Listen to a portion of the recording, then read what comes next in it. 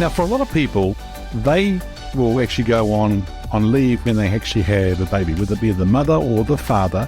They will take time out to maybe look after the baby for a period of time, several months. And every country is different in their way that they actually have these different laws on how much time you can take out. And the person I interviewed in this episode, Katherine Wintsch, is a wonderful lady in the sense that she helps a lot of people who are coming back into the workforce, in particular mums who are coming back into the workforce. She is the founder and the CEO of an organization called the Mom Complex, where she helps some of the largest companies in the world, such as Walmart, Johnson & Johnson, and so forth, to help develop products and services for mothers. She's also the author of a popular book, Slay Like a Mother, which is recently named as one of the top 10 life-changing self-help books of the year. And so Katherine and her research is well sought after, and we had a really cool conversation about things, in particular around leadership. One thing we talked about was learning from different generations of leaders. So maybe older generations of leaders learning from younger generations of leaders and vice versa. And then we also talked about the effort and effect. And I'm not just going to give that away. I'm going to let you have a listen to the episode to understand what she meant by that. But I asked the question, which was, what was it like for her to go from a job, corporate world, whatever it is, to then go into and transition into founding her own company, her own business.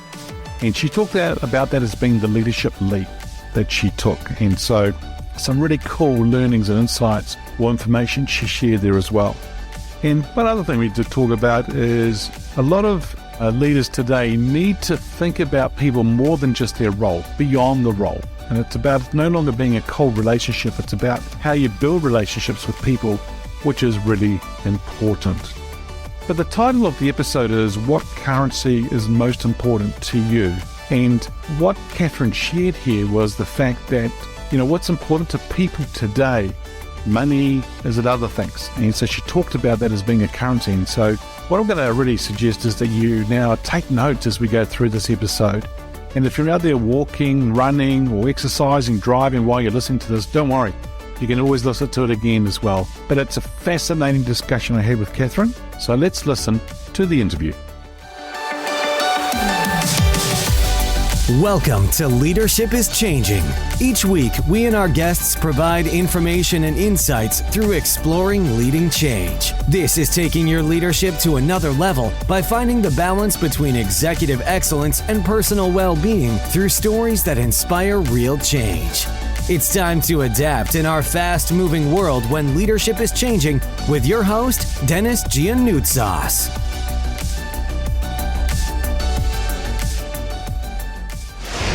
Hey listeners, welcome to another wonderful episode here with the Leadership is Changing podcast. I have a wonderful guest with me today. Her name is Katherine Wintsch. Katherine, a massive welcome to you. Thanks for having me. I'm excited to be here. Awesome. Now for our listeners, whereabouts are you located in the world today? I am talking to you from Richmond, Virginia on the east coast of the United States. Very nice. Very nice. That's excellent. Hey, I've already given the listeners a little bit of an introduction to you and your bio, but we'd love to hear more from you about what you do and so forth. So is there anything you might want to share with the listeners about your background? Sure. I am currently the founder and CEO of a company called the Mom Complex, and we are a consulting company, and we help some of the largest companies in the world like Walmart, Johnson & Johnson, Chobani, etc., develop new products and services for mothers, and it's deeply rewarding. And then I am also the author of a book called Slay Like a Mother, which is a personal empowerment self-help book for women and mothers all over the world. Oh, excellent. And so that book, tell us a little bit more about, how does it help mothers? I mean, I think the title says it all. But it's good, yeah. I was pretty proud of that one. Yeah, So Slay Like a Mother is a guide, a book for helping you slay what I refer to as your dragon of self-doubt. So this voice inside of you that says, you're never, good enough, thin enough, tough enough, man enough, wife enough, woman enough, whatever, enough. And it's very practical, kind of step by step. Cover some of my own journey from overcoming my own self-doubt. And even though I was quite successful on the outside. I felt pretty hollow and empty on the inside. So it's a lot of my personal story the readers can really relate to as well.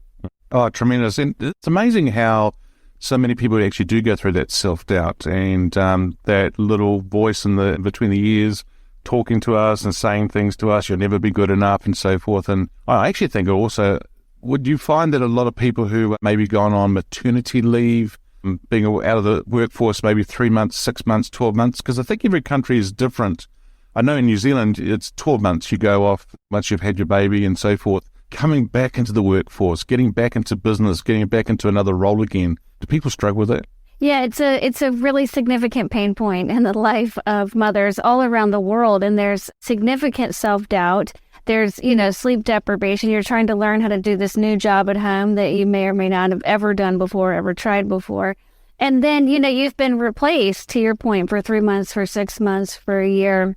And now you're coming back and you want to prove yourself, but you also, want to be at home probably more than you were before. And you feel quite torn. And I think, unfortunately, leaders don't really know how to talk to women about this. It feels very personal and maybe almost taboo, but, it's a natural part of the employment process when you employ women and mothers. But I think we're not comfortable yet as leaders discussing home life. Yeah, that's a very good point.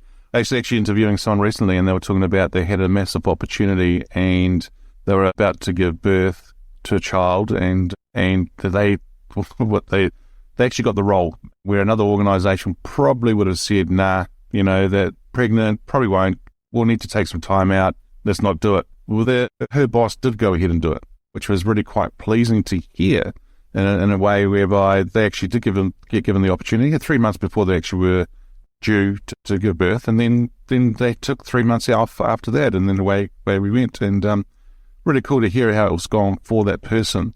I actually do find that, and I'm not sure what you see as well, is that a lot of people don't actually they're not equipped. When you say a lot of leaders aren't equipped to have that conversation, but also the people taking time off as maternity leave and that, they're not really equipped either. Where do they go to find all that kind of resource to help them? I think a lot of times in companies, women rely on other women, who are slightly ahead of them that have returned from maternity leave 2 years ago, 4 years ago, 6 years ago, in the, recent future. And so, but I think where we go, I think a lot doesn't exist right now, but one of the programs that I do through my book, Slay Like a Mother, is going into companies and helping women return from maternity leave. Let's give them a worksheet to complete, while they're out, so they can really have time and think about it. For example, what is your childcare situation? Do you need to leave at 5 o'clock every day? Do you want to stay later? Do you want to travel again? So a lot of times women are also maybe coddled when we get back into the workplace after having a baby, assuming that we wouldn't want to travel.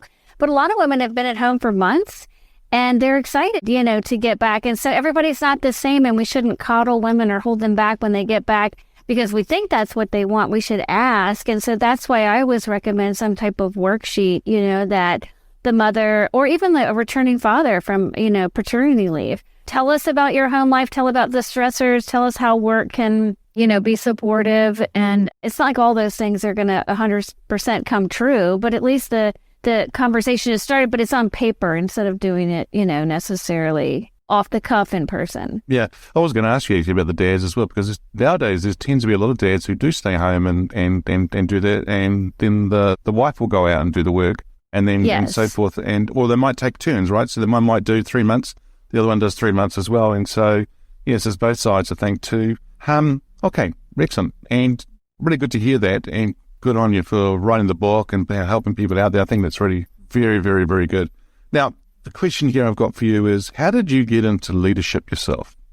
I spent 15 years of my early career in marketing and advertising, and I became a senior vice president at a fairly young age in the industry, and I really loved it. But the ratio that was off for me is what I call effort versus effect, meaning I was putting an extraordinary amount of effort, time and energy, 80 hours a week into my career. But the effect that I was having on the world, on, other employees, etc., was pretty minimal in the advertising industry. And so I quit my job. I became an entrepreneur and have been running the Mom Complex for the past 10 years. And so that was a big leadership leap, for me to take, to believe that I could start a company, I could run a company. It was all very new to me. Okay, cool. Because what I'm finding here is that there's a lot of people today who are probably thinking about, because the pandemic the last 2 years or so has actually sort of forced people to think about life and about, they're doing some long hours in corporate world or small to medium-sized businesses and that,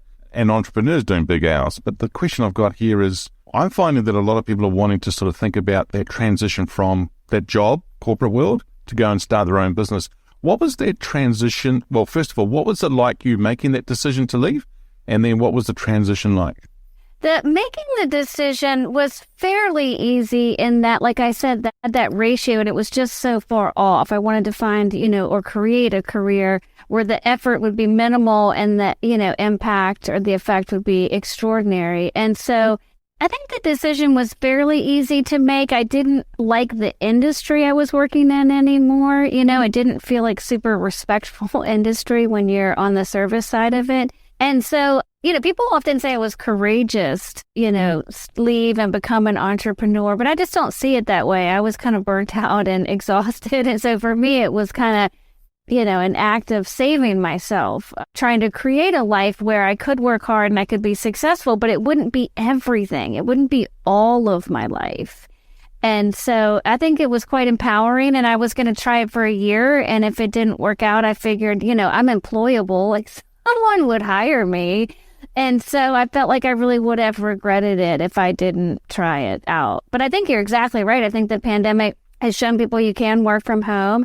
You don't have to be dressed up and commute every day and sit, in an office or a cubicle. And so I think the more entrepreneurs that come out of this, the better. You're all dressed up, ready to go to work and maybe not making much impact in life and in the world.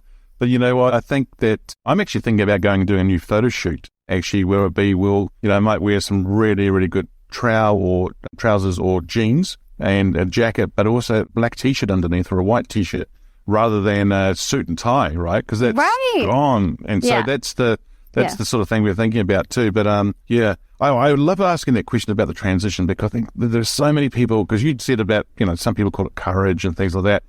But that decision and making that decision, because the mindset of an entrepreneur and going out working for yourself is totally different, especially after month one. And the thing that got me was, there's no pay that's just gone into my bank account. It's not there anymore, right? It's up to me to now to go and do it even more. It's like, wow, it's different.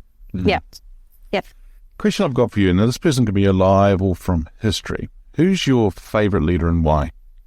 I'd say I learned a lot from my father in terms of leadership, and two things predominantly. One, he demonstrated how much he cared about his employees beyond their employment. I mean, he seemed to care about them as human beings. He knew all their families. He would do nice things for them. He was very grateful for them. And it just taught me that as a leader, it doesn't have to be such a cold relationship. It can be very personal.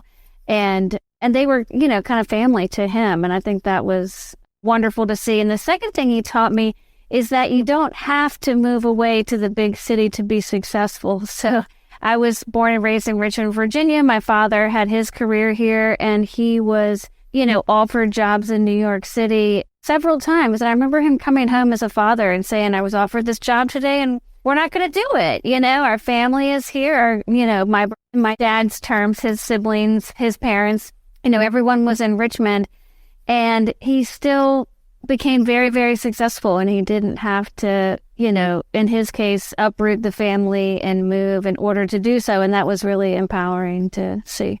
I actually see a lot of organized people within business and so forth who are treating it like a family. There's a balance, there's a fine line, I think, that you can get too far down one side and too far down the other side too, depending what it is. But I like what you said about it's not a cold relationship. It's a joint relationship here. It's a partnership. It's something that we're going to get together and go and do some things really cool together. I like that. Yeah. And of course you don't need to go to a big city, but we used to think of that, right? Oh, we've got to go to the big city now to go and do the big things. But you could do it anywhere in the world. Yeah, and I think the lure of money and, everything. And I always say that for me personally as an entrepreneur, more is a 4-letter word, meaning, we don't need more employees than we have right now. We don't need more money. We don't need more clients. Like, we have found a model for our company that's very successful, very profitable, but we also have a life and we're not going to kill ourselves, just for our job. And so, that's also worth a lot. Like sometimes, the promotion comes with more money, but it comes with a lot more stress. And so I think it's great to question whether more is really better for you, just as an individual. And life is a four-letter word too, right? So, yeah. And I think that nowadays, and once again, the pandemic has actually forced people to think about life and about what they really want to do and get out of life, and let's go and enjoy it and have fun. Plus, then we've also got the generations, different generations, more the younger generations nowadays are saying, nah, I think I want to do more in life and go and enjoy it, and good on them. So I think they actually understand boundaries really well. Is probably a way I would say it. Now, if you were to sort of sit down with your dad and have a coffee with him on a park bench, would there be one question you would like to ask him? I would be curious at who role modeled this behavior for my father, meaning treat people, your team and your employees, with like a friendship, a partnership, like you said. I'm just kind of curious. I think we often, emulate the things we see in others or do the opposite if we don't like what we see.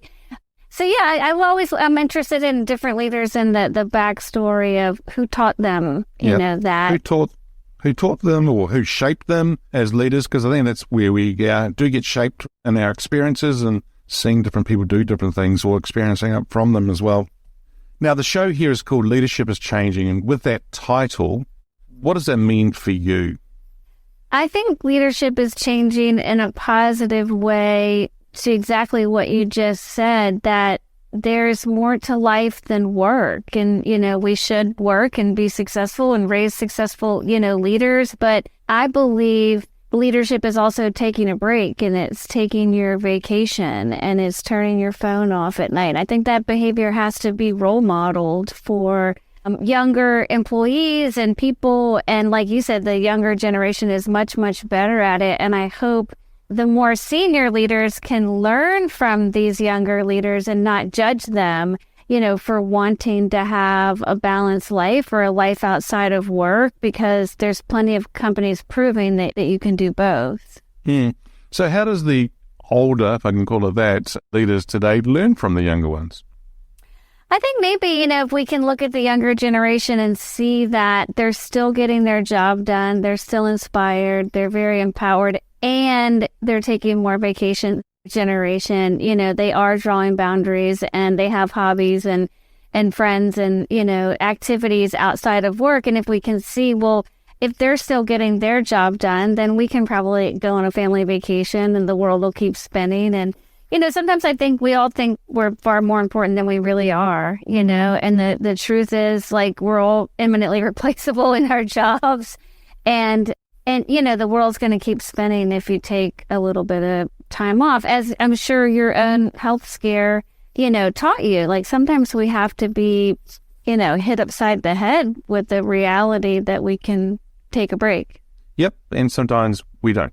Sometimes we just keep going. We think we'll be okay. And for some, I think for men in particular, they're not very good at going to the doctor. They're not very good at looking after themselves and doing that kind of stuff. And I think that sometimes they just need to sort of wake up a bit and go to the doctor and get their ego out of the way. I actually I went and had an MRI scan done. And in the MRI scan, I actually had a panic attack because of claustrophobia and things like that. And I was like, whoa. And I'm kicking and I'm hitting the buzzer to get me out. And it was really quite interesting. And then they come running in and they got me out. And I was like, I feel really embarrassed. And they're like, nah, don't be embarrassed. I says, why is that? Well, we have this happen quite a lot. I'm like, well, then what can you do to help people? Help them through it. But they said to me, yesterday we actually had a gang member here. I said, oh, yes, full of tattoos and all that sort of stuff. And gang member. And I said, what happened? Well, they did exactly what you did, but there's a little bit of a difference. I said, what was that? Oh, see that door over there? Yep. They went through the door fast, but they didn't open it first. They just smashed the door down and they were out. And I was like, okay, I feel a bit better now. I feel clean. So yeah, I think that we do need to understand more about life and about how things can help us and what we can go and do to look after ourselves first. Always, that thing that they talk about in all airlines, right? When the mask drops down in front of you. Yeah. Well, why the heck do they say it? Well, they say it because you're not going to be any good to anybody if, you can't look after yourself. Well, I've got the sun streaming in here. That's pretty cool at the moment.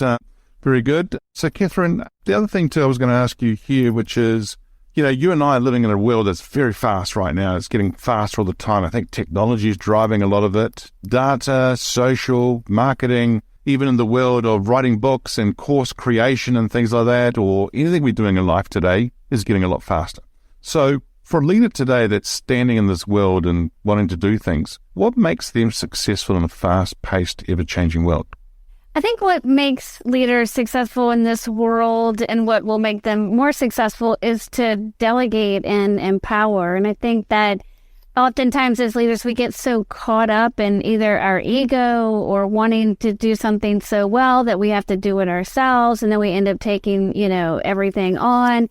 And somebody said to me one time, the term CEO does not mean chief everything officer. You don't have to do absolutely everything. Now, if you're a solopreneur and you're by yourself, you do. But if you have a team, how can you make sure to hire really great people, ideally people that are smarter than yourself, and really empower them and then get out of their way? And I think that the less time as leaders we can spend in the weeds, the more time we can spend kind of charting the future success of the company.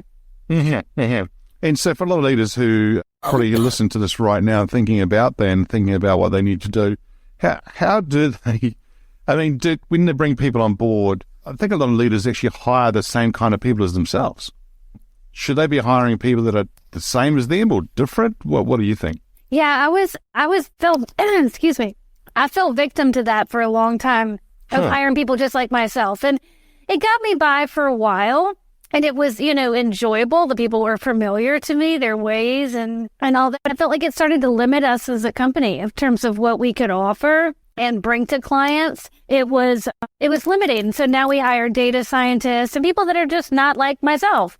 And it's really broadened our capabilities as a company and what we can offer our clients. Yeah, totally. I think it's really, really good because there is a trap for our listeners that people can find that they go and do hire people just like them and then they just get the same sort of results.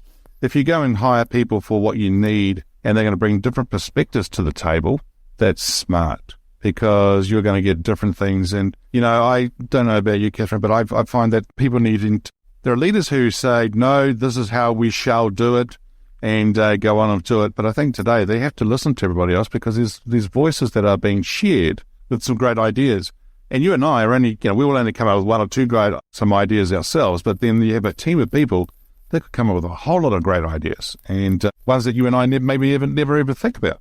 Absolutely. And that should be seen as like a real high for a leader instead of, jealousy or, I didn't think about that. I always think the more my team does, like the more we can do as a company, but also the less day-to-day work that I have to do. And I can be, freed up to be more of a visionary. And at the Mom Complex, we always talk about like, what are you uniquely positioned to do? Like I'm uniquely positioned to help bring in new business, to help work on stuff related to my book, but I'm not uniquely positioned to put together a PowerPoint presentation, for a client. There's other people who are capable and who are compensated, to do that. And so I think that can help you as a leader if you're always thinking about, am I uniquely positioned to do this on this team? That's a good question. If they realize, because you said to me just before that you fell into that trap, if people listening to this podcast now realize, maybe that's me. Maybe I'm not actually bringing on the right people. What should they do next? Or how should they actually handle this to get out of that kind of situation to move forward? I think the best thing to do is really open up your next job description. The tendency is to write the job description in a way that really is automatically looking for someone like yourself. But what is a skill set that you're missing on the team? And maybe you've been outsourcing it in terms of freelancers, but you could bring that person or that position, in-house. But I think it's really good to say, okay, what's making us vulnerable? Where do we have holes? As an organization, do we need a designer to come in to make our stuff look better? Do we need somebody for logistics that can help us be more, efficient? So thinking about taking that stuff in-house can be interesting. And it all comes down to the job description and just make sure it's not too narrow that maybe, if you were applying for the job, you wouldn't make it. Write it that way. Yep, absolutely. absolutely. And maybe you wouldn't make it, no. But yeah, it's very good. Now, the other question I've got for you is, because you and I have been talking about leadership and from a leadership's perspective in that, if we have to change lens and now start to think about the employees, how has employees' expectations of leaders changed? I think they've changed pretty dramatically, and I think it's millennials and Gen Z that are saying, I expect my leaders to allow me to have a life, and I expect my leaders to have a life, and I'm gonna take advantage of all the vacation that you give me, and I'm gonna take advantage of things outside of work. And I think that the days are gone when you can just occupy 85% of somebody's mental space, as their employer. I think that's unrealistic. I think we can continue to do that, and that is being led by millennials and Gen Z saying, this is a big part of my life, but it's not my entire life. And I think that, they're just going to leave if you are, really micromanaging millennials, and Gen Z. If you're insisting that they come into the office all the time, they're just going to leave. And so it's a little bit of the, adapt or die. As employers, we have to be mindful that they just care more about the bigger picture than many of us did coming through the ranks. Yeah, okay. And so, how you just mentioned about coming through the ranks, the generations, the millennials, the Gen Zs and so forth, how or what should we be doing to try and develop them as leaders? Or will they become leaders? Would they want to become leaders going forward? What's your thoughts? Yeah, I do think they want to be leaders, but I think it has to be in the right environment. And I think the first thing, you need to do if you're employing them is have a conversation of what currency is most meaningful to you. Maybe it's money. Maybe it's a title. Maybe it's time off. Maybe it's leaving every day at 3:00. Maybe it's not working on vacation. But most people have what Arianna Huffington always called a third metric, outside of money and title. What is important to you? And I think that millennials and Gen Z employees want to feel like their career path is customized.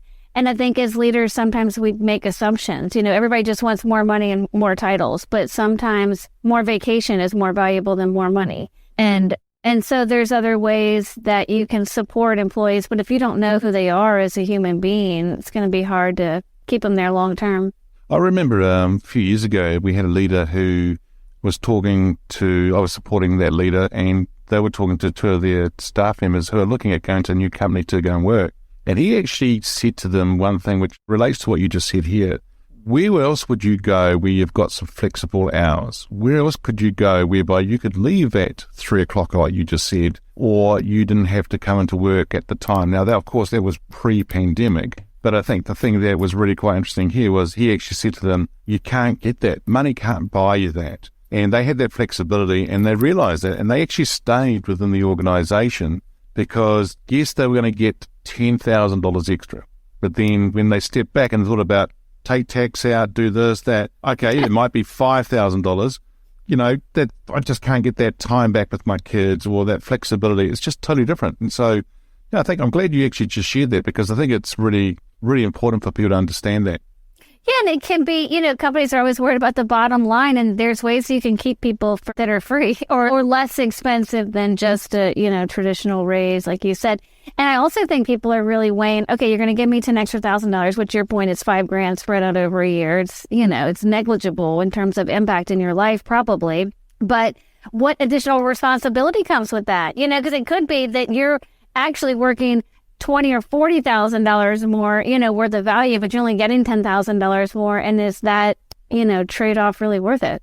Yeah, and then I think it takes six months, 12 months, whatever, to build rapport, trust within the new organization. And so then, you're trying to go and do things. It's totally different. But if you're in a known quantity, that's great. Now, we're not saying here, listeners, that you shouldn't go out there and go and look for another role if it's going to be right for you.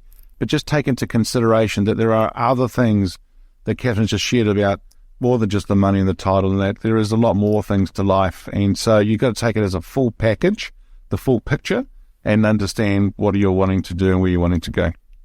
Alrighty. So, Katherine, if I get you to get your crystal ball out here now and think about the future here, where do you see leadership being in 5 years? Well, along the lines of what we've just been talking about, I hope that leaders are going to be prioritizing the mental health and happiness of their employees, not just company growth. I think we're really going to be forced to by millennials and Gen Z, or they're not going to work for us anymore. But it's a great push. But I think that, as we've been saying, just the days of working yourself to the grind and really sacrificing everything outside of work, sacrificing your health, I think those days are fading. And so I think in 5 years, leaders really caring about the full package, the full picture, treating people more like human beings and partners than just employees. And I think that's a great place to go. I mean, we've proven that, as leaders, we can, be successful, but can we be compassionate and successful at the same time? Can we have balance and sanity, at the same time as success? I think that's the new frontier. Now, you just mentioned before about mental health. In your part of the world, as we're seeing it here, in your part of the world, how are people coping with mental health at the moment? I think it's a mess. I think that there are, devastating effects from the pandemic. I mean, people were already, so stressed out, overworked, underpaid, exhausted. Women in most parts of the world not getting the help and support, that they need at home, around the house, with the domestic chores. And so I think everybody was already burnt out. And then you just have the lingering, cognitive load that people are carrying from this global pandemic. And so, we have seen some employers stepping up and doing more, not just professional development, but personal development, through work, that I think should be applauded. And then also with insurance, at least, in the U.S., more coverage for mental health, from employers, of that being kind of part of the insurance package, I think goes a long way. But there's a lot of need. I show up for workshops for my books, like a mother, all over the world. I just got back from Africa not too long ago, and I keep waiting to show up to a country where women and leaders are not, full of self-doubt, but I haven't found it yet. I don't think you will. I think there's a lot of it around the world at the moment, and I think the mental health side of things is really, really strong, in the sense that we're needing to wake up big time and to look after. And I think the thing here is not just the fact that we've got mental health, but I think we need to help leaders understand how to cope with it, or how to handle it, or understand or look out for the signals whereby people are maybe going through things, but they're not trying to be the counsellor, not trying to be the psychologist, because they shouldn't be. They should hand it over to the professionals to get the right help. But I think if we've got some resources available for people who may be going through it, but also understanding that, for leaders. And the other thing too, if you are a listener right now and you're going through that kind of thing, I think the big thing here would be, hey, put your hand up for help. There are people around you that can help you and are willing to help you. So feel free to do that. It's easy for me to say too, though, at times too. I think, Katherine, people find it hard to put their hand up and ask for help. But you know what, even when I was going through that tumor side of things, and I just put a post yesterday up on social media in relation to that, is that the fact that I had to put my hand up for help, and I got the right people around me to support me. And if, we all face adversity and ambiguity and things like that, but if we do put our hand up, there are people out there that can actually really help us and can make a difference. Yeah, and I would just add to that by saying that people, for those listening, people want to help you. They really do, and raising your hand gives them an opportunity to help someone that they love, and it'll be met with more acceptance and love than you probably think it will. Yeah, awesome. Katherine, this has been a fascinating discussion. Thanks for joining me in today's episode. If our listeners are wanting to get hold of you, where should they go? I would invite anybody to go to either our website, themomcomplex.com, or for my book, it's slaylikeamother.com. Or you can also reach out to me on LinkedIn. So just Katherine Wintsch, Wintsch. Excellent. We're going to put those in the show notes. And so listeners, if you're interested, have a look at the show notes and you'll be able to get to those links, which will be all good. So once again, Katherine, thank you for joining me. All right, listeners, hey, it's a real pleasure being with you. Thanks for joining us. Until next time, bye for now.